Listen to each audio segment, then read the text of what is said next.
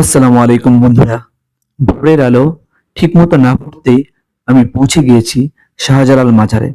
মাজারে গিয়েছি, আর নায়ক সালমান শাহর কবর দেখতে যাব না তা কি হয়? চলুন দেখে আসি।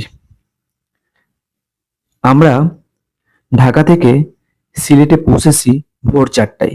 সেই সময় ফজরের নামাজের ওয়াক্ত।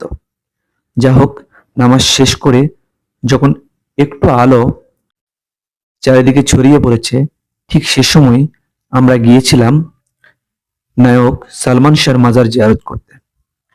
তো দেখে আসলাম, যদিও মাজারটিকে নিয়ে পত্রপত্রিকায় বিভিন্ন কথা উঠছে যে সালমান শাহর দেহের ময়না তদন্তের জন্য দেহটিকে আবার কবর থেকে উঠানো হবে। তো সেজন্যই তার কবর দেখার আগ্রহটা অনেকটা বেড়ে গিয়েছিল। তো এখনো অক্ষত অবস্থায় রয়েছে প্রিয় নায়ক সালমান শাহর কবর। আমরা যারা আমরা যারা 80-র দশকে জন্মগ্রহণ করেছি, তাদের কাছে সেই সময়ে সালমান শাহর স্টাইলগুলি ছিল আইডল। কি সুন্দর চাহনি, কি তার অভিনয়!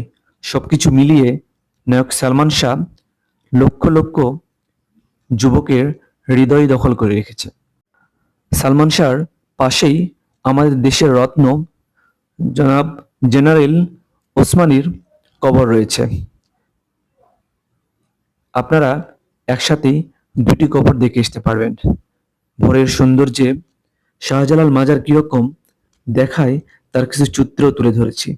ধন্যবাদ সবাইকে ভিডিওটি শেষ পর্যন্ত দেখার জন্য। আসসালামু আলাইকুম।